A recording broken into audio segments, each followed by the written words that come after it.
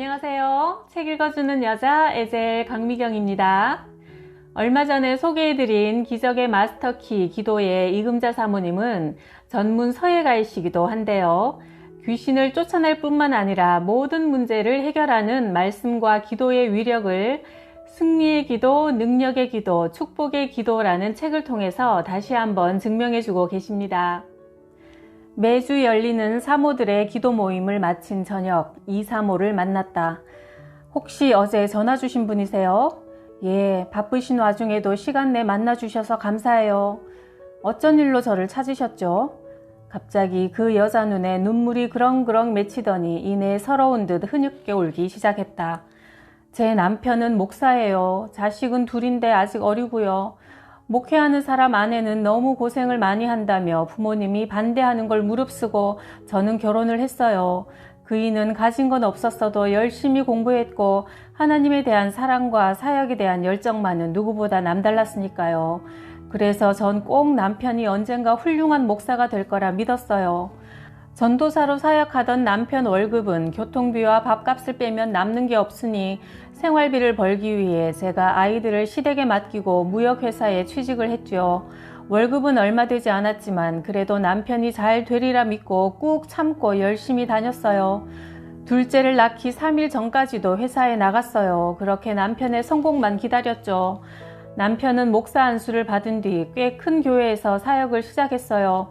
월급도 훨씬 많아졌고 조금 살만해졌죠. 근데 이상하게 2년 전부터 남편이 갑자기 아무 이유도 없이 교회를 옮긴 후에 또 다른 교회에 들어가면 얼마 안 돼서 나오고 해서 왜 자꾸 그만두냐고 물었어요.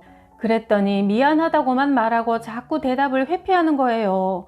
혹시 교회 개척을 준비하느라고 그러나 하는 생각이 문득 들어서 저는 나를 잡아 아직은 때가 아니라는 말을 할 요량으로 퇴근 후 남편이 다니는 교회에 갔더니 이미 퇴근했다고 하더라고요.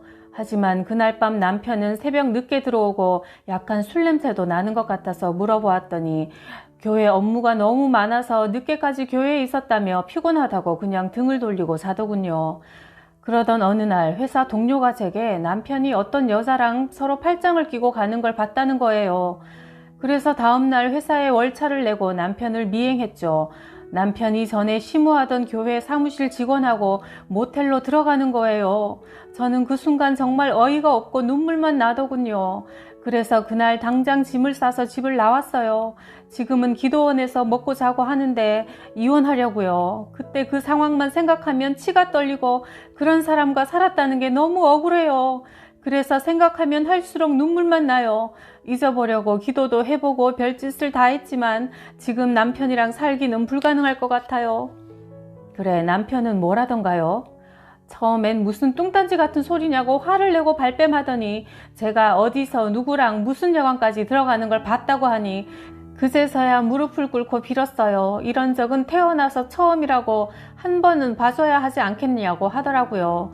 정말 이번이 처음이냐고 내게 거짓말하는 거 아니냐고 물어봤더니 남편은 이 마당에 무슨 거짓말을 하겠냐고 울면서 이야기하더군요. 그래서 다음날 지금까지 남편이 옮겨 다녔던 교회를 다 찾아가서 물어봤어요.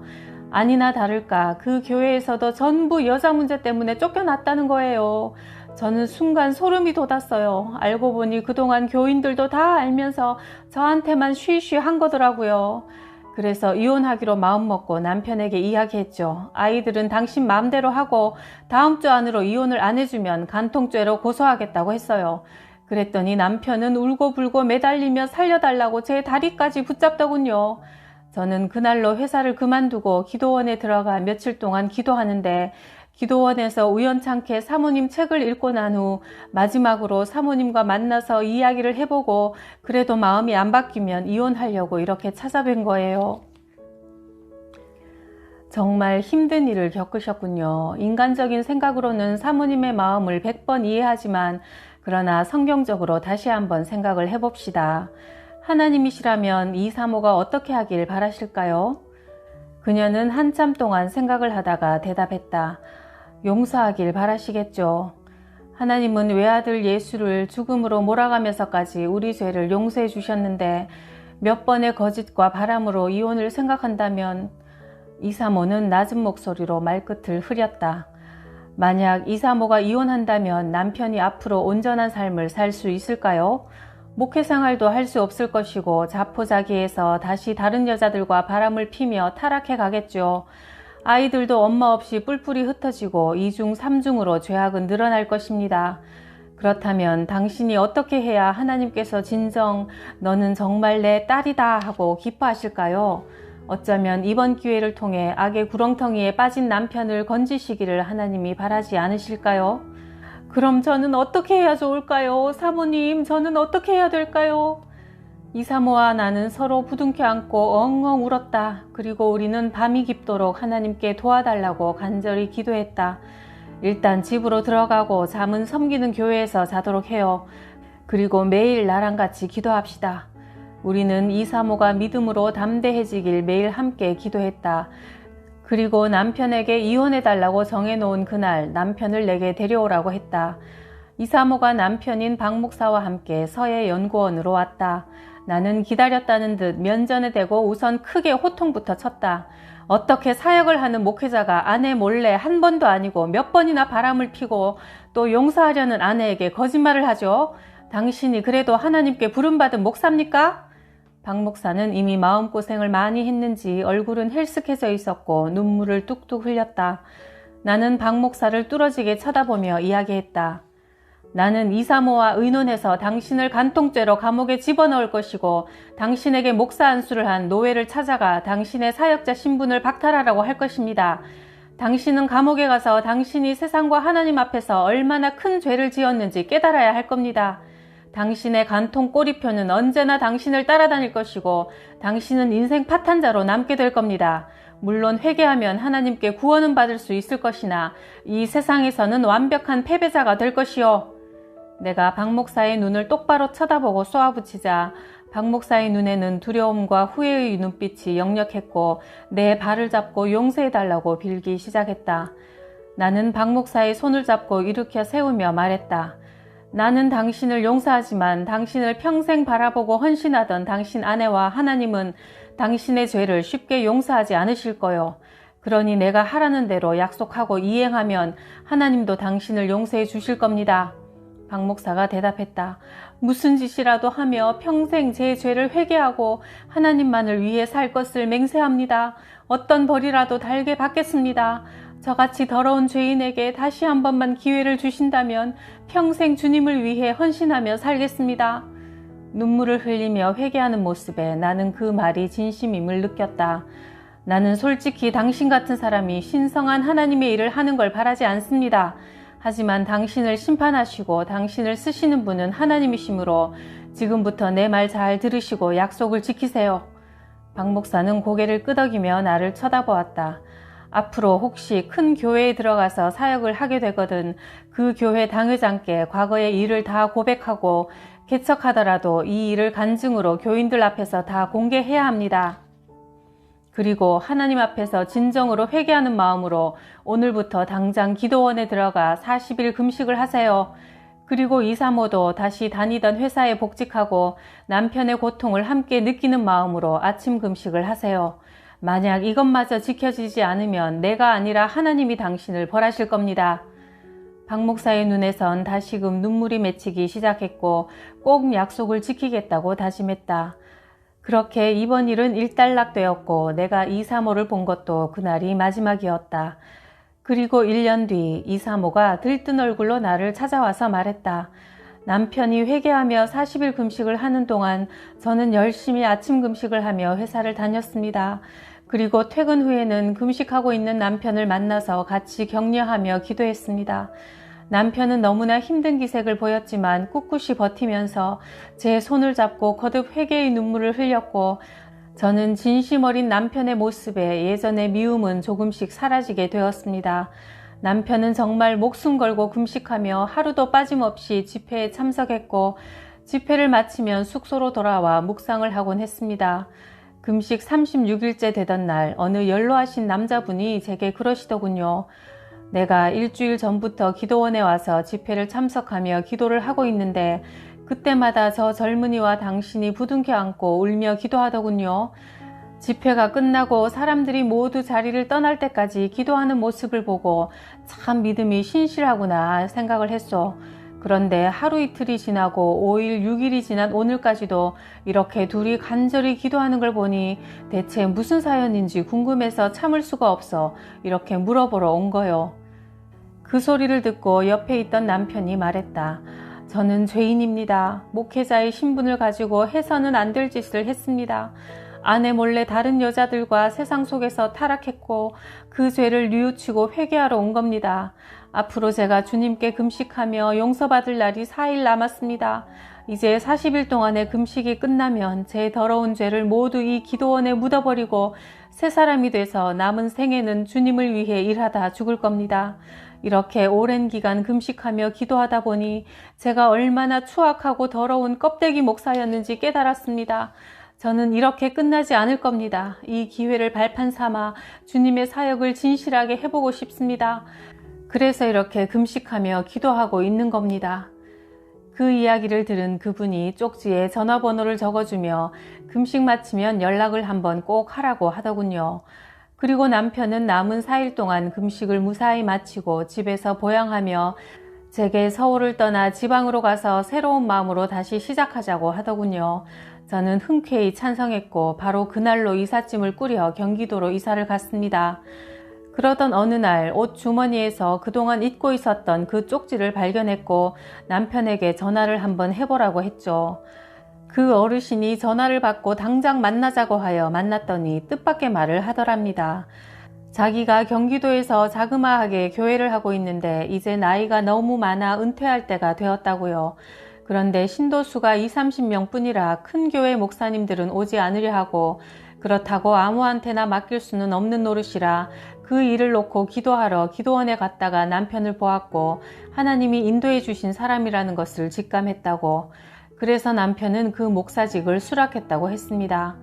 하나님의 기적적인 이끄심 아래 목회를 시작했고 6개월 만에 신도수가 60명이 돼서 혼자 신방을 다니던 남편이 저에게 도움을 청해서 저도 회사를 그만두고 퇴직금을 받게 되었습니다. 이 사모는 내게 1년 전 힘들 때 쓰라고 빌려준 돈 50만 원을 되돌려 주었고 나는 하나님의 놀라운 이끄심에 감동하여 감사 기도를 드렸다. 무당의 딸로 태어나서 무당 어머니와 목숨을 건 치열한 영적 싸움 끝에 목사의 아내가 되신 이금자 사모님은 성복교회 이태희 목사님의 배필이신데요. 모든 문을 다 열 수 있는 만능 열쇠처럼 모든 문제를 해결하는 것이 기도라고 하시네요. 기적의 마스터키 기도는 정말 드라마보다 더 드라마 같은 이야기들이니까요. 한번 들어보세요. 내 어머니는 충남 홍성에서 용하기로 소문난 무당이었다. 어머니는 이 동네 저 동네로 불려다니면서 구슬하고 악신을 받아 병든 사람을 고치기도 하고 앞날을 예견하는 점을 쳐주었다. 나는 7살 때 친구를 따라 처음 교회에 다니기 시작했는데 어머니 입장에선 도저히 용납할 수 없는 일이었다. 더군다나 어머니는 우리 15남매 중에서 자신의 모습과 성격을 가장 많이 닮은 내가 대를 이어 무당이 되기를 은근히 바라셨다.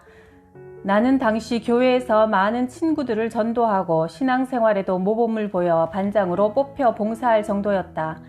이때부터 어머니와 나의 기나긴 영적 싸움이 시작되었다. 10살 되던 해 하루는 어머니가 단단히 작정하시고 나를 앉혀놓고 서슬 푸른 목소리로 명령하셨다. 앞으로는 교회 주위에 얼씬도 하지 마라. 그랬다가는 맞아 죽을 줄 알아라. 어린 나는 어머니가 너무 무서웠지만 입을 꼭 다물고 마음속으로 간절히 기도했다. 예수님, 저와 함께 해주세요. 저를 도와주세요. 그러고는 어머니의 계속되는 다그침에도 한마디 하지 않고 묵묵히 버텼다. 교회에 계속 다니겠다는 일종의 침묵 시위였다. 그러자 어머니는 몽두기로 내 종아리를 때리기 시작했고 그날 나는 결국 쓰러져 병원으로 실려갔다. 얼마나 맞았던지 살이 터지고 뼈가 부러져 깁스를 하고 한 달 정도 입원해야 했다. 의붓 어머니도 아닌 친어머니가 나를 죽을 정도로 때렸다는 사실이 슬프기도 하고 맞은 몸이 쓰리고 아파서 몸과 마음이 갈기갈기 찢겨나가는 것 같았다. 혼자 침대에 누워 성경을 읽고 있는데 한 구절이 마음에 와닿았다. 두려워 말라. 내가 너와 함께함이니라. 놀라지 말라. 나는 네 하나님이 됨이니라. 이사야 41장 10절 말씀은 어린 내 마음속에 깊이 새겨졌다. 하나님이 주시는 큰 사랑과 위로를 느낄 수 있었다. 나는 더 이상 혼자가 아니었다. 그날 나는 하늘로부터 부어지는 기쁨 때문에 얼마나 울었는지 모른다. 그러나 날이 갈수록 어려움은 더 심해졌다. 어머니는 오빠들까지 동원시켜 온갖 방법으로 나를 핍박했다. 한 번은 교회 갔다 오다가 오빠들에게 붙잡혀서 우물에 던져졌다. 어머니가 교회 갔다 오는 나를 붙잡아 우물에 빠뜨려 죽이라고 하셨기 때문이다. 나는 우물 속에서 3시간 동안 생명의 위협을 느끼면서도 교회에 나가지 않겠다는 말은 하지 않고 버텼다. 보다 못한 동네 아저씨가 건져주셔서 살아날 수 있었다. 그 사건이 있은 뒤 이상하게도 어머니가 하는 굿이 되지 않았다. 굿판이 벌어지면 상에서 돼지머리가 떨어지고 촛불이 꺼지는 일이 일어났고 신이 내리지 않아 제대로 굿을 할 수 없었다. 용하다고 소문났던 어머니의 명성에 차츰 금이 가기 시작했다. 동네 사람들은 한 집에서 2신을 믿어서 그렇다고 수군댔고 하나둘 굿을 청하는 사람들이 줄어들었다. 굿을 하면 사람들이 반지, 팔찌, 목걸이, 금비녀 등 온갖 귀금속과 돈과 양식을 많이 바치는데 그 재물들이 점점 줄어드니 어머니는 이제 우리 집안은 예수쟁이 금자 때문에 망한다고 하시면서 오빠들을 시켜 나를 더 심하게 핍박했다. 그러던 어느 날 친구들과 어울려 소꿉장난을 하던 나를 오빠들이 애워싸고 말했다. 너 예수 믿을래? 안 믿을래? 빨리 말해. 너 교회 나갈 거야? 안 나갈 거야? 아무리 오빠들이 나를 위협해도 나는 하나님 믿고 좋은 사람 될래? 어디서 용기가 생겼는지 나는 담대히 외쳤다. 잠시 후 나는 오빠들한테 잡혀서 뒷간에 던져졌다. 인분 속에 1시간 정도 들어가 있으면 죽는다는 얘기를 사람들에게 듣고 오신 어머니가 나를 뒷간에 빠뜨리라고 오빠들에게 시키신 것이다. 똥오줌 구더기들이 콧구멍 귓속으로 들어왔다. 1시간이 훨씬 지난 뒤에 아버지가 소식을 듣고 나를 구하러 달려오셨다. 그리고는 울면서 말씀하셨다. 세상에 친딸과 친동생한테 어떻게 이럴 수가 있냐? 금자야, 네가 믿는 신이 너를 살려주실 거야. 아버지는 믿는다. 나는 인분독이 온 몸에 스며들고 구더기가 머리로 들어가서 죽을 것이라는 모든 이의 예상을 뒤엎고 살아났다. 어머니와 오빠들이 힘들게 할수록 나는 오직 하나님밖에 모르고 살았다. 초등학교 6학년 때 하루는 큰오빠가 학교를 마치고 집에 돌아오는 내게 커다란 삽을 들고 말했다. 너 때문에 우리 집안이 하루도 편할 날이 없어. 그러니 이제부터는 교회 문턱에 얼씬도 하지 않겠다고 지금 이 자리에서 대답해. 안 그러면 너 오늘 나한테 맞아 죽을 줄 알아. 그날 나는 결국 허리가 세도막으로 부러져 오랫동안 병원 신세를 져야 했다. 동네 할머니의 말에 의하면 오빠가 휘두른 삽에 맞아 나는 3번이나 공중에 붕 떠서 바디랑에 나동그라졌다고 한다. 또 하루는 어머니가 굿하는 상에 쌀을 받쳐놓고 불공 드리는 모습을 보았는데 그때 문득 나도 어머니처럼 하나님께 귀한 쌀을 드리고 싶었다. 그러면 우리 집도 하나님께 복을 받을 것이라는 생각이 들어 그날부터 나는 몰래 쌀통에서 쌀을 꺼내 땅속에 파묻어 두었다가 주일날 교회에 가져가 성미를 드리곤 했다. 당시 어머니는 1년 중 가장 큰 굿판이 벌어지는 산신제를 준비하고 계셨다. 한 해를 시작하며 풍년과 마을 사람들의 건강을 기원하는 굿이었다. 어머니는 한겨울이었지만 1달 전부터 매일 밤마다 찬물로 목욕하고 깨끗한 옷으로 갈아입으신 뒤 불공을 드리기 위해 신당으로 나가셨다. 그런데 촛불을 켜면 불이 잘 붙지 않거나 어렵게 붙어도 금세 꺼져서 불공을 드릴 수가 없었다. 분명 이유가 있을 거라고 생각한 어머니는 다른 무당들에게 물어보았다. 큰 신이 먼저 재물을 잡수셨어. 당신 집안에 다른 큰 신을 모시는 사람이 불공 드릴 재물을 큰 신에게 먼저 드시게 하기 때문이야. 계속 이런 식으로 불공이 안 드려지면 집안이 망하고 말 거야. 그 말을 듣고 오신 어머니는 오빠들을 불러놓고 말씀하셨다. 금자가 죽든지 내가 죽든지 둘 중에 하나는 죽어야 된다. 그래야 이 싸움이 끝난다. 15남매나 되는 우리 집안에 금자 하나 없어져도 나는 상관없다. 그러니 내가 하는 대로 너희는 보고만 있어라. 어머니는 나를 부르시더니 회충약이라며 10알 정도의 알약을 먹으라고 하셨다.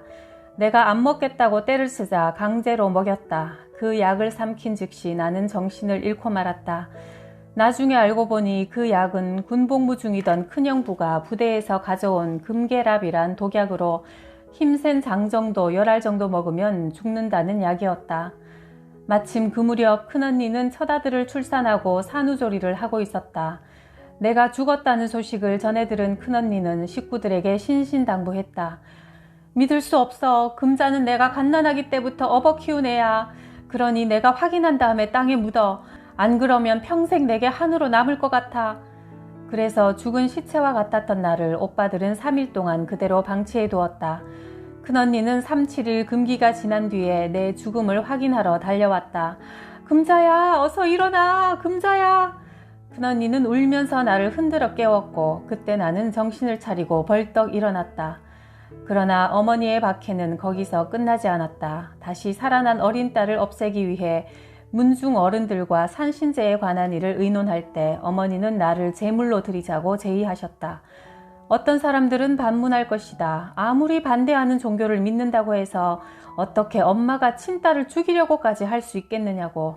하지만 이 일은 단순히 모녀지간의 감정 대립이 아니라 영적 싸움이었기 때문에 그토록 무섭고 치열한 것이었다. 우리의 씨름은 혈과 육에 대한 것이 아니요 정사와 권세와 이 어둠의 세상 주관자들과 하늘에 있는 악의 영들에게 대함이라. 에베소서 6장 12절 말씀처럼 어머니와 나 사이의 싸움은 악령과 하나님 간의 영적 전투였다. 아버지는 더 이상 안 되겠다고 느끼셨던지 나를 불러놓고 간곡히 말씀하셨다. 어머니는 너를 죽이든지 아니면 내쫓든지 해야겠다고 100일 정성을 들이러 갔다. 우리 집안에는 아무도 네 어머니 고집이나 성질을 꺾을 사람이 없다. 그러니 예수를 믿으려면 먼 곳으로 떠나거라. 서울 홍제동 이모댁으로 가서 살아라. 만일 하나님이 계신다면 네가 그토록 열심히 기도하는데 언젠가는 어머니도 하나님을 믿을 것 아니겠냐? 10년 안에는 집에 돌아올 생각을 말거라. 내 나이 12살 초등학교 6학년 겨울방학 때였다. 서럽게 울며 고향을 떠나 서울로 올라와 보니 이모도 철저한 불교 신자였다. 나와 어머니의 영적 전쟁에 대해 이야기를 들어왔던 터라 양키 귀신이 들렸다며 나를 은근히 박대했다. 설상가상이었다. 내가 매달릴 곳은 오직 하나님뿐이었다. 밤마다 성경을 펴놓고 읽으면서 울며 기도하고 나면 어느새 마음에 가득했던 근심과 걱정이 사라지고 평안해졌다. 25살에는 낮에는 일하고 저녁에는 야간 신학교에 다녔는데 마침 월급을 탔던 날 밤 기숙사에 도둑이 들어 10여 명 직원들의 돈과 옷을 도둑맞는 일이 생겼다. 나는 교회에서 밤을 지새우며 철야 기도를 하다가 새벽에 기숙사에 돌아와 보니 모든 동료들은 피해를 입었으나 내 옷과 돈만은 제자리에 그대로 놓여 있었다. 직원들은 나를 붙잡고 울면서 돈을 찾아달라고 하소연했다. 그들은 하나님이 내 것은 지켜주신다는 사실이 믿어졌는지 만약 자신들의 물건도 찾아주면 예수님을 믿겠다고 했다. 너는 범사의 그를 인정하라. 그리하면 내 길을 지도하시리라. 잠언 3장 6절 말씀이 떠올랐다. 하루아침에 한 달 생활비를 몽땅 잃어버린 직원들은 함께 일주일 금식하며 기도하기로 했다. 금식이 끝나던 날 아침 교회에서 기도하는데 갑자기 환상 중에 무지개가 나타났다. 내가 내 무지개를 구름 속에 두었나니 이것이 나의 세상과의 언약의 증거니라. 창세기 9장 13절 말씀이 떠올랐다. 나는 기숙사로 돌아와 수도가에서 양치질을 하는데 수도가 벽에 무지개가 그려져 있는 게 보였다. 내 눈을 의심하면서 무지개 있는 곳으로 발길을 향하니 곧바로 무지개는 사라지고 그 자리에 물기에 젖은 종이 쪽지 하나가 붙어 있었다. 너무나 놀랍고 신비스러운 일이었다. 그 쪽지에는 낯선 주소가 적혀 있었는데 도둑맞은 일과 관련이 있지 않을까 하는 생각이 스쳤다. 한쪽 구석에 쌓아둔 쓰레기에서 종이가 바람에 날려 그곳에 붙은 것 같았다. 경비 아저씨와 나는 쪽지에 적힌 집 주소를 찾아 길을 나섰다. 그 집을 물어 어렵게 찾아가니 놀랍게도 낯익은 옷가지들이 마당에 빨랫줄에 널려 있었다. 알고 보니 그 집은 어느 목사님 댁이었는데 은도라는 고3 딸아이가 저지른 일이었다. 친구들과 어울려 밤늦도록 나이트클럽에서 놀다가 돈이 떨어지자 남자친구 둘, 여자친구 둘과 함께 담을 넘어 기숙사에 들어와 장롱과 지갑을 뒤져 돈과 옷을 훔쳐 나왔다는 것이다. 그런데 이상한 것은 내 옷장을 열고 옷을 꺼내려고 하면 뒤에서 뭔가 머리를 계속 잡아당기며 윽박질렀다고 한다. 놀라서 뒤를 돌아보면 아무도 없고 다른 친구들이 돌아가며 해보아도 똑같은 일이 생겼다. 무서운 생각이 들어 내 물건들은 얼른 제자리에 놓고 다른 사람들 것만 가지고 나왔다는 것이다. 그리고 쪽지는 서로 연락하기 위해 친구에게 주소를 적어준 것인데 당황한 나머지 떨어뜨린 것도 모르고 도망쳤다는 것이다. 그 일이 있고 난 후 은도는 나와 함께 1년 동안 같이 살면서 자신의 죄를 뉘우치고 새 사람이 되어 신학 공부를 했으며 지금은 목사 사모가 되었다. 그때 기숙사에서 함께 생활했던 자매들도 모두 예수를 믿고 신앙생활을 잘 하고 있다. 절대 변하지 않을 것 같던 꽁꽁 얼어붙은 시베리아 벌판 같던 친정 식구들도 복음으로 한 명 한 명 마음이 녹기 시작했다. 큰언니는 몸이 아파 여러 해 동안 고생하다가 주님을 영접하게 되었고 큰올케도 병중에 주님을 영접했고 막내 동생도 교회에 다니게 되었다. 큰형부 회갑 때 예배 인도를 맡아달라고 부탁받은 나는 친정 어머니를 비롯해 우리 형제들이 다 모여있는 가운데 큰 소리로 찬송을 부르고 기도했다. 나중에 어머니 말씀이 내가 기도를 하는데 왠지 모르게 마음이 시원해지셨다며 나도 예수를 믿으면 좋겠는데 여러 신과 부처를 열심히 섬기던 내가 이제 와서 어떻게 하나님을 믿겠느냐. 동네 사람들에게도 체면이 서지 않고 사람들에게 손가락질 당할까봐 두려워서 다음에 믿겠다고 하셨다. 그 무렵 마침 큰며느리가 복막염으로 복수가 차서 얼마 살 수 없다는 사형 선고를 받게 되었다. 그러자 어머니가 나를 붙잡고 통곡하시며 애원하셨다. 금자야, 우리 며느리만 살려주면 예수님 열심히 믿을 거야. 그러니 네가 하나님께 기도해다오. 네 올케가 죽어서 삼남매가 모두 고아가 되면 어쩌니. 하나님의 은혜로 올케 언니는 병상에서 예수님을 영접했고 병 고침까지 받게 되었다. 그러나 어머니는 교회에 발길을 옮기지 않으셨다. 그러자 얼마 뒤 여동생이 병원에 입원했다. 그때도 어머니는 동생 병만 고쳐주면 이번에는 꼭 교회에 나가겠다고 하셨다. 동생도 예수님을 믿고 병이 나아 퇴원하자 어머니는 다시 마음이 변해 교회에 나가지 않았다. 그러자 이번에는 큰오빠가 아파서 병원에 입원했다. 어머니는 또 내게 약속하셨다. 네 오빠 병만 고쳐주면 교회에 나가마. 오빠가 퇴원하고 난 뒤 어머니는 다시 교회에 나가지 않으셨다. 하나님께서 10가지 재앙이 일어나도록 바로의 마음을 완악하게 만드신 것처럼 그 이후 계속 가정에 견디기 어려운 환란이 다가오자 마침내 어머니가 예수님을 영접하셨다. 어머니는 과거에 우상 숭배하던 정성을 하나님께 드려 눈물 뿌려 그동안의 잘못을 회개하며 기도하셨다. 그리고 나를 만날 때마다 죄책감과 미안한 마음에 어쩔 줄 모르시며 이렇게 물으신다. 하나님께서 내 우상 숭배죄와 네가 교회 나가는 걸 핍박했던 일들을 용서해 주실까? 그러면 나는 예수님은 어떤 죄라도 용서를 빌면 모두 사해 주세요. 어머니 걱정하지 마세요 하고 말씀드린다. 어머니는 매일 새벽 3시면 일어나서 몸가짐을 반드시 하고 기도하신다. 어머니 주위의 많은 친구, 친척들도 어머니를 보고 예수님을 영접하고 신앙생활을 잘 하고 계신다. 어린 시절 내가 교회에 다닐 때는 우리 마을에 교회 다니는 사람이 없었는데 지금은 마을 어른들 대부분이 교회에 다니시고 어머니도 만나는 사람들에게 예수 믿으라고 전도하신다. 몇 년 뒤 어머니가 돌아가셨다. 믿지 않는 문중 어른들의 간섭 중에서도 형제들이 힘을 모아 시골에서 처음으로 교회장으로 장례를 치르는데 친척 중 한 분이 예배를 못 드리게 막대기를 마구 휘두르다가 그만 자신이 그 막대기에 맞아서 어깨를 크게 다치셨다. 입관 예배를 드리는데 아직 예수님을 믿지 않는 오빠가 상을 차려놓고 절하자고 제의했다. 어릴 때 내가 교회 다닌다고 삽으로 때려 허리를 부러지게 했던 오빠다. 그러나 형제 중 한 사람도 응하지 않자 그 오빠만 절을 했는데 장례식이 끝난 후 오빠 몸에 갑자기 이상이 생겨 경련을 일으키며 쓰러졌다. 내가 급히 오빠를 붙잡고 주님을 알지 못하는 불쌍한 오빠를 용서해달라고 기도하자 얼마 뒤 경련을 일으키던 오빠가 고요히 잠이 들었고 구경하던 사람들은 정말 하나님이 살아계시다며 자신들도 예수님을 믿어도 되냐고 물어왔다. 우리 마을 풍습은 장례를 치른 후 사무제 때 상다리가 부러지도록 차려놓고 절한 뒤 먹고 남은 음식은 불태워버린다. 그러나 우리 형제들은 그런 풍습을 다 고쳐 사무제 때 음식도 차리지 말고 예배만 드리자고 했더니 친척 한 분이 고집을 부려 술과 과일을 싣고 오다가 길에 있던 호미가 산지 20일밖에 되지 않은 새 차 바퀴를 뚫어버려서 차에 실린 음식이 다 못쓰게 되었다. 이런 일들을 겪으면서 지금 우리 형제들은 거의 다 예수님을 영접했고 고향 마을 사람들도 대부분 교회에 나간다. 40년 동안 어머니와 형제들, 마을 사람들을 위해 기도해온 것이 마침내 이루어진 것이다. 충주 황무당의 사연. 늦은 밤 자고 있는데 전화가 와서 가까스로 비몽사몽 중에 전화를 받았더니 어떤 여자가 다급한 목소리로 대뜸 귀신이 자꾸 절 때려요. 자꾸만 절 못살게 군다고요. 사모님 저 좀 상담해 주세요 하는 것이다. 순간 정신이 번쩍 들었다. 이 여자가 얼마나 심각한지는 목소리만 듣고도 짐작할 수 있었다. 제 나이는 55세이고 이름은 황모입니다.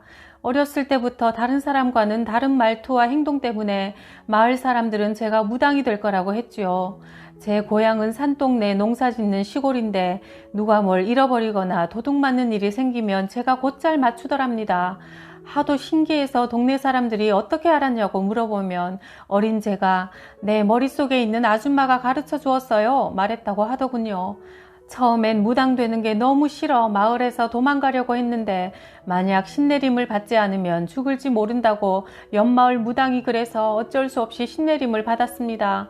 그 후로 저는 이게 내 운명이구나 체념하고 이 마을 저 마을 돌아다니며 구슬했고 무당을 시작한 지 5, 6년 만에 황무당 하면 무속에 관심 있는 사람이라면 누구나 알 정도로 충주에서 유명한 무당이 되었죠. 그래서 돈도 많이 벌었고 무당 일이 좋진 않았지만 나름대로 열심히 했습니다. 그런데 날이 가면 갈수록 무당 생활에 염증을 느꼈고 무당으로 인생을 마감하면 얼마나 허무할까라는 생각이 들었습니다. 그래서 무당 생활 35년을 넘게 하는 동안 몇 번이나 그만두려고도 했지만 다른 무당들이 천직이라 그만두면 돌이킬 수 없는 천벌을 받는다고 해서 겁이 나서 그만두지 못했습니다. 그런데 제가 54세 되던 생일날 친척 중에 교회 다니던 언니가 제가 젊었을 땐 무당이라고 거들떠보지도 않다가 언제부턴가 제게 몇 번 찾아오더니 무당짓 하면 지옥 가니 이제 그만두고 교회 다니라고 권고하는 거예요. 그래서 처음엔 솔직히 무당이나 예수쟁이나 무슨 차이가 있을까 싶어 무시했지만 한 번, 두 번 그 언니에게 하나님 이야기를 듣고 나니 마음이 흔들리기 시작했어요. 하나님만 믿으면 무당도 아무 해코지 없이 그만둘 수 있고 온전히 인간답게 살 수 있다는 소리에 왠지 나도 정말 그랬으면 얼마나 좋을까 하는 생각이 들었습니다. 아무리 생각해도 무당으로 늙어 죽으면 천국 가지 못할 것은 뻔했습니다. 게다가 그 말을 들은 이후로 왠지 굿도 잘 되지 않고 너무나 평온하고 행복해 보이는 언니 모습이 자꾸 떠올라서 견딜 수가 없어 몇 주 뒤 저는 아예 굿판을 접고 무당짓을 그만두었습니다. 그러자 몸이 날아갈 것 같고 홀가분한 느낌이 들더군요.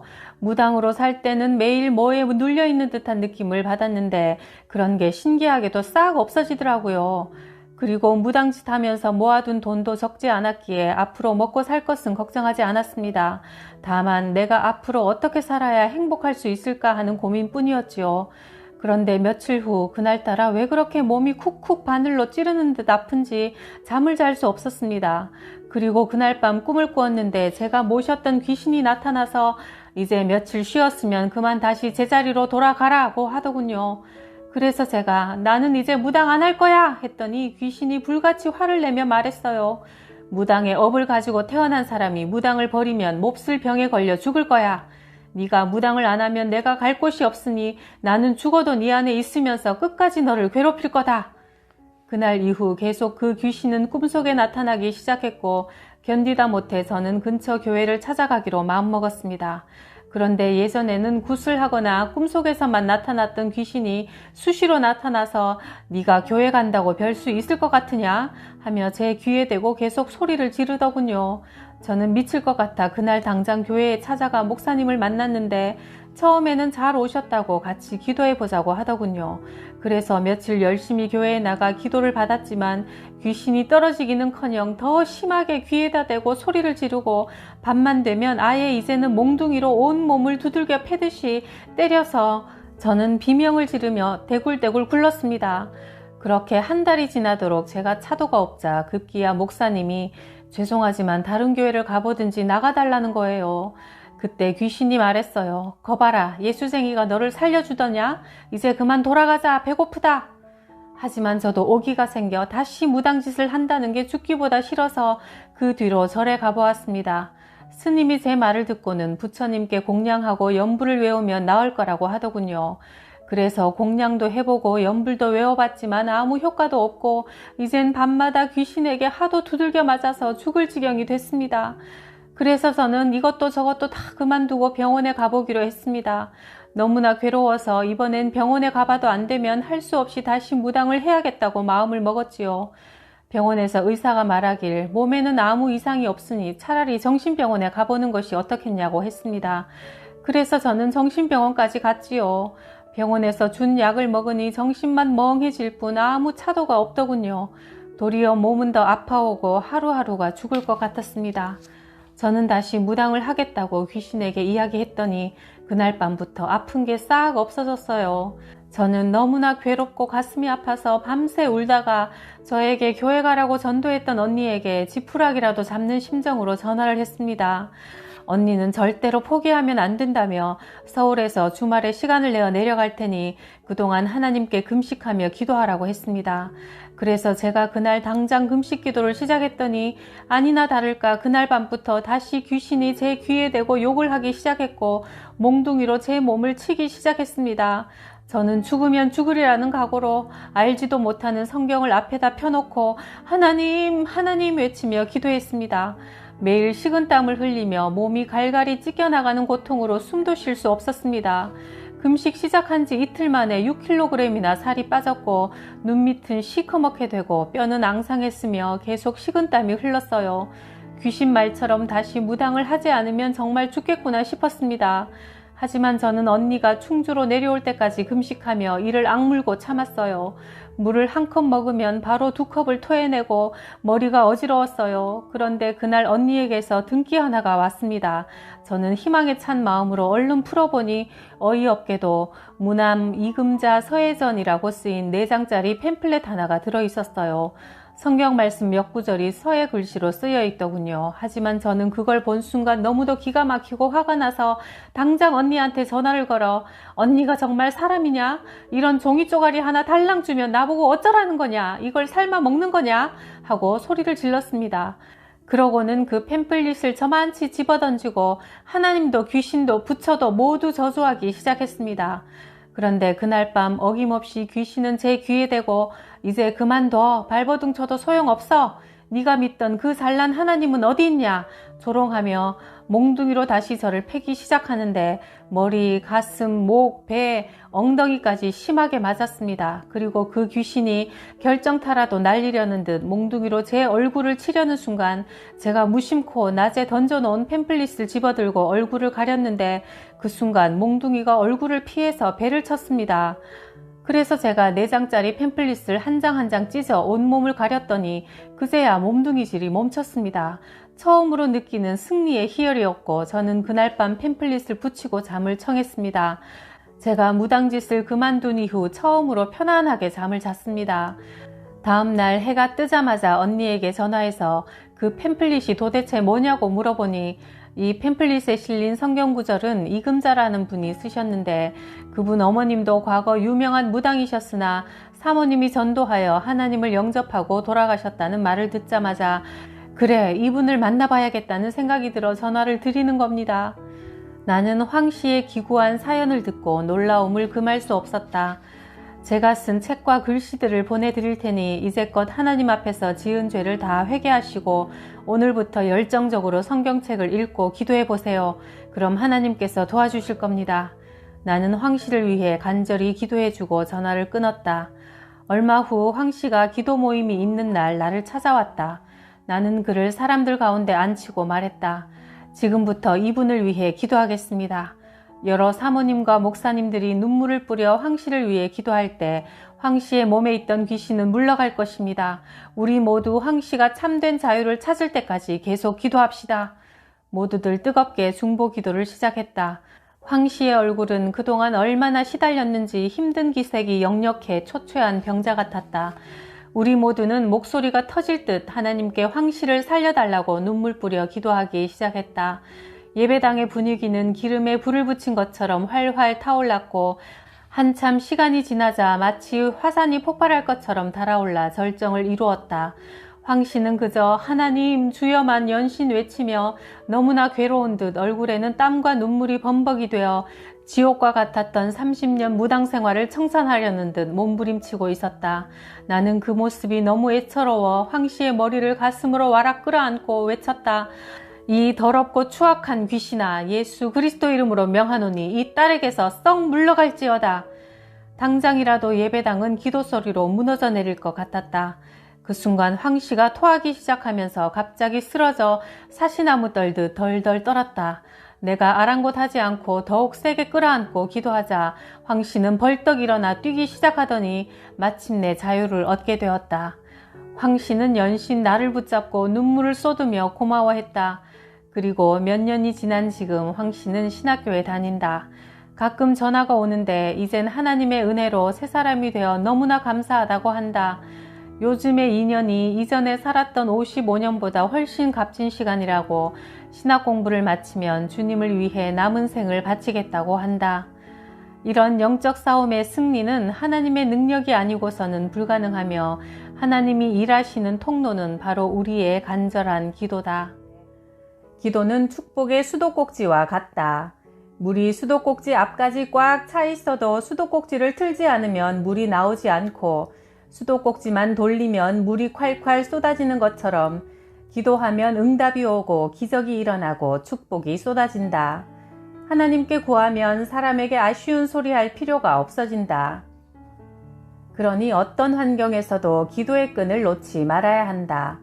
추워도 더워도 아파도 바빠도 무조건 기도의 시간을 먼저 확보하고 기도할 때 불가능한 일을 가능케 하시는 하나님의 역사를 보게 될 것이다. 기도로 하나님의 능력을 체험하며 사는 것이 바로 그리스도인의 진정한 행복이다. 축복의 수도꼭지인 기도 매일 틀어서 응답의 복 콸콸 받읍시다. 구독, 좋아요, 댓글의 복도 철철 부어주셔서 감사해요.